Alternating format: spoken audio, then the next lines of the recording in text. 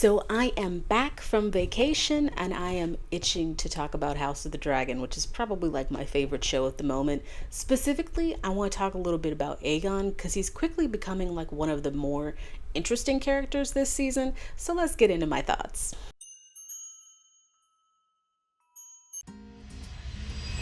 Hello, my name is Diamond, aka Lady Leo. Welcome to my channel if you are a brand new viewer, or welcome back if you are a returning viewer. So I love House of the Dragon.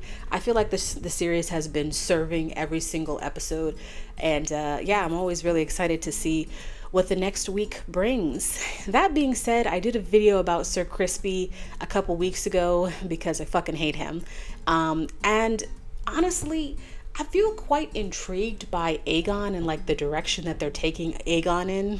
I have kind of read ahead, so I do know like what happens to Aegon, but that's from the book perspective, so who knows. The show does change things, although usually they don't change like big things.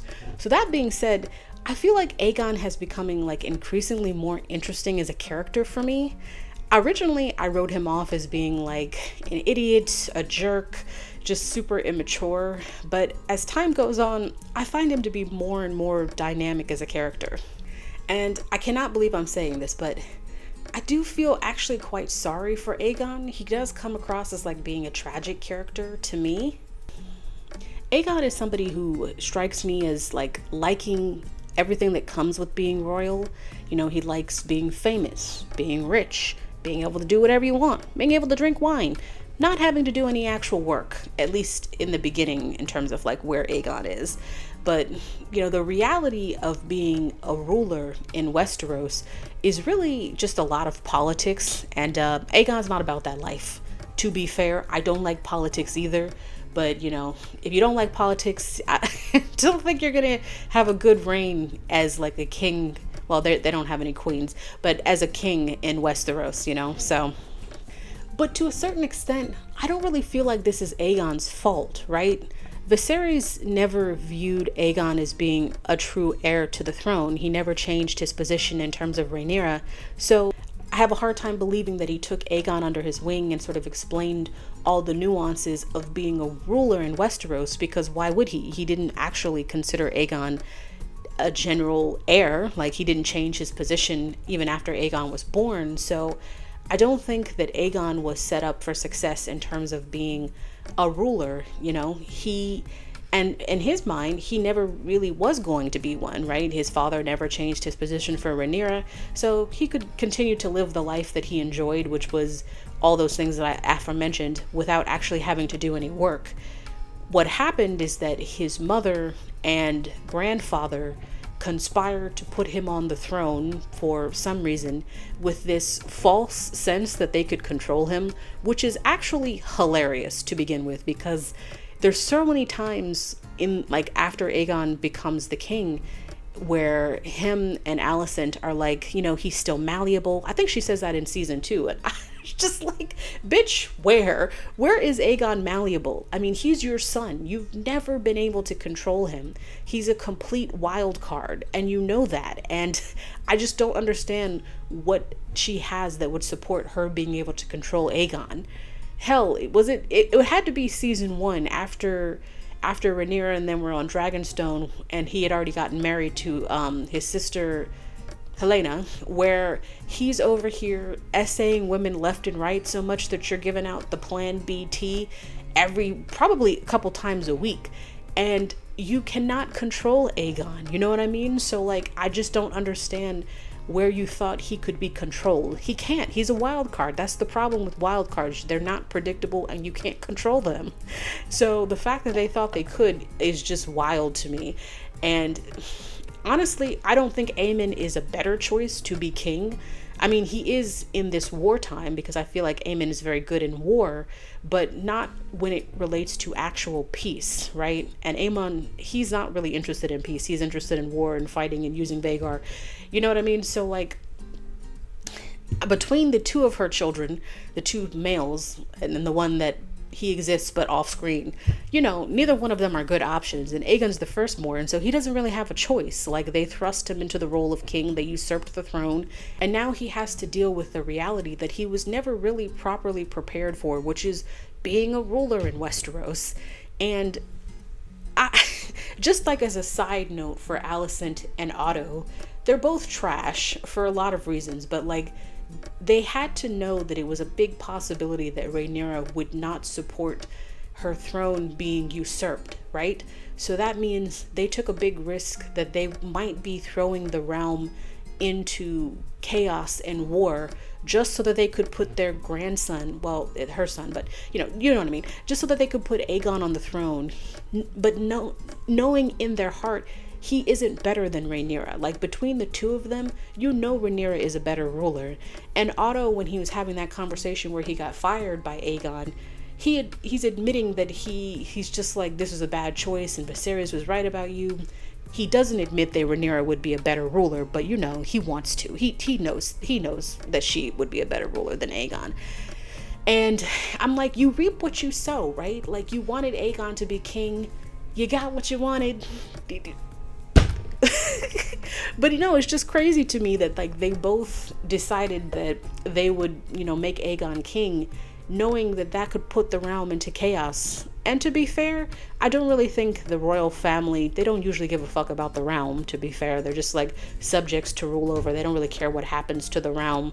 They just want to serve themselves. So royalty for you. Really appreciate the layers that they've given Aegon. They could have made him just like Joffrey, and to me Joffrey comes off as being so vile and violent and sadistic that there's nothing of relatability to him. There's no empathy that you can have for Joffrey, at least not from my vantage point. Like the only thing that I thought about when it comes to Joffrey is just like general disgust at how terrible of a human being he is, but I don't really get that for Aegon. I get someone who's really young, who didn't really ever want to be king, didn't really think he would have to, and now he's king and he's happy to be king, but only because he thinks now people will find him to be important and not because he actually wants the duty and responsibility of being king. And a good king would think about his subjects before himself, but Aegon's not there yet. He's just not mentally in that mindset. He's a very selfish person. And to be fair, a lot of the royal family are, though. It's not just Aegon. So in Aegon's case, he has these moments where he just, because he's a wild card, where he just does something crazy, like killing all the rat catchers. He could have easily interrogated them, found the one, and then killed him. But he made a very split decision out of grief, considering that he is grieving the loss of his son. And I really liked that scene that we got with Aegon at the end of the episode where his son was, after his son was put to rest, where he's crying because his kid was killed. And that's really sad. And Alicent has a very different parenting style than Rhaenyra, because she literally walks into the room and I'm just like, you don't think he heard you walk in and leave? She gets decently close to him and then she walks the fuck out, and I'm just like, are you fucking serious? You're not even gonna say anything or just like pat him on the back a little bit before you go? She's like, no, I have to go see Sir Criston. I have so many feelings about Alicent. I should definitely do a video on Alicent. I probably will, and maybe like Alicent and Rhaenyra are like the next two that I talk about, but it's very different, her parenting style. And to be fair to Alicent, we don't see every single moment of these people's lives. We see points in their lives, so I would be curious to know how she is, off screen, if you will. But when we see her on screen, she doesn't come off as being an affectionate mother. She comes off kind of like, if anybody has watched Bridgerton, Queen Charlotte, like when they introduce her children in the Queen Charlotte storyline, it's very interesting because her children are like, you have never been our mother, you have always been our queen. And I feel like I see that where she's their mother, but she's a ruler too. So like she's been very, maybe not cold, but distant. You know what I mean? Not really super loving and affectionate. And that's what I get from Alicent. Like I feel like she loves her children, but she's not, outwardly affectious like that. And they don't have that bond with her where they feel like they could come to her with those vulnerabilities or things like that, which is just, it's very interesting to be said. And Alicent has her own story too. So there's her own traumas that she's probably passed down to her children from her father. It was a whole different story.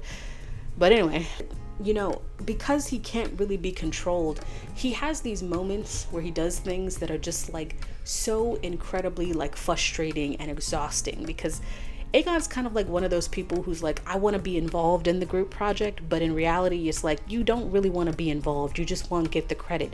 We'll give you the credit, but you have to shut the fuck up, sit the fuck down, and don't touch anything. Like, literally don't do anything.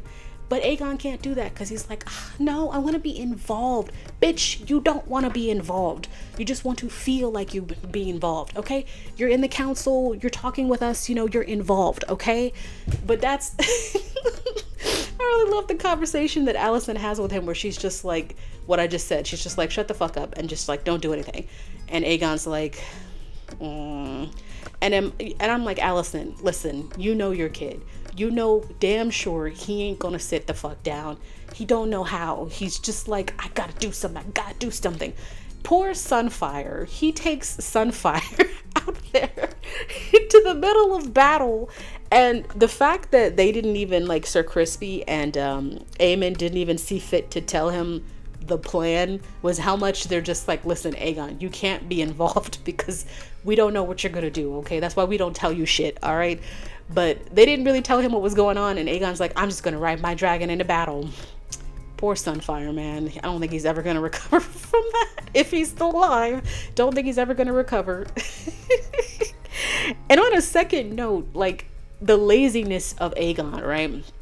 Clearly, he's not as good in High Valyrian as Aemon is. Aemon makes that very apparent, and he knows that. He knows what he's doing.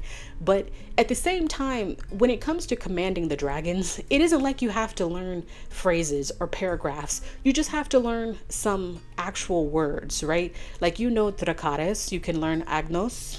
Is it Agnes? It's Agnos, right? Engos, sorry. You can learn Engos, you can learn Sabes, like, you can learn phrases, but Aegon's like, the common tongue.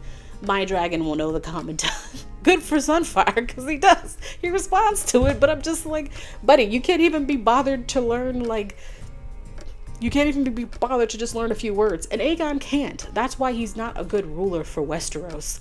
Aemon's not a good ruler either. Like, in reality, I feel like Rhaenyra is the best ruler for Westeros because she doesn't actually want to go to war. She wants peace, and that would be what would be what's best for the realm.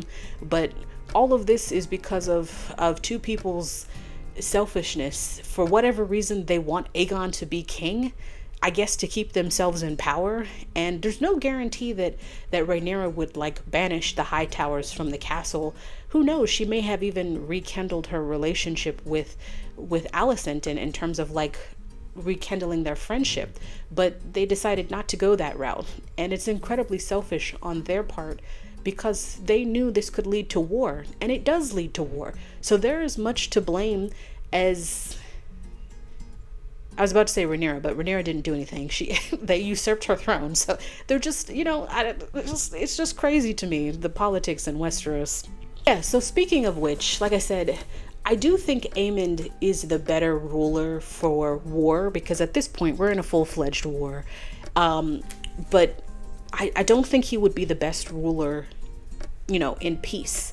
He's just like, okay, I'm in a war mindset. We got to think war. And that's great for war, but, like, obviously war doesn't last forever, and eventually you want to get to peace. But I think that's also a reflection of, like, Alicent's parenting, right? You know, because she says that, like, Aegon should be seeking her counsel. Why should she be seeking your counsel?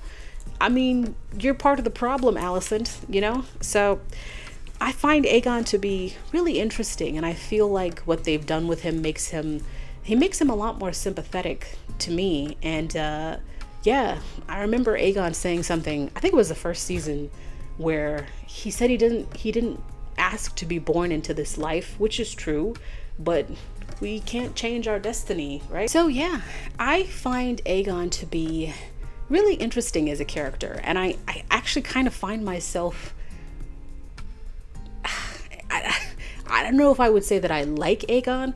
I feel like I'm kind of indifferent in terms of, like, how I feel about Aegon as a person, but I can admit that, like, what he's involved in, like his sphere, is not helpful to Aegon. Like, all of these things have shaped him and molded him into what he was. Like, Viserys didn't want to have more children. He got married really out of force because he was told he had to remarry. So I feel like the children that he had with Alicent were obligatory, and he has a different connection with them than he does Rhaenyra, who was like a daughter that he gave, a daughter that was born out of love, you know what I mean? And I'm not saying that Viserys was not affectionate with his other children, but I do think his connection to them is pretty different, because he didn't want to have any more children after the death of his wife Emma. He had to. So he had those children, and then because he never really saw them as being his heirs, his sons in particular, he never named them heir. And I children, that has an impression upon children when that's, how your father thinks of you. And I think Aegon acts out in different ways, and he's stunted to a certain extent. So I just don't know if there's any version of Aegon's life, the way this all played out, that would have been, him being different. I suppose if Viserys had cared more about him and maybe explained to him why he didn't name him heir. Although I'm not really sure Aegon cared at that point, because he's like, I don't have to do it. No responsibilities for me. But yeah, I don't know. I'm intrigued by Aegon. I'm having a good time with House of the Dragon. So yeah. All right. Well, those are my thoughts on Aegon. I feel like it's time to talk about like Alicent and Rhaenyra, especially in terms of like how the show frames the two of them. Obviously, I'm Team Black, but I do think that Alicent deserves, I feel like Alicent has her own story to how she got to where she is. She's not like a purely vicious person. She didn't ask for a lot of things either, so those help shape who she is as a character too. So I'm thinking about maybe the next House of the Dragon video that I talk about will be like maybe Alicent and Rhaenyra. Well, that's my time. I will catch you later. Bye.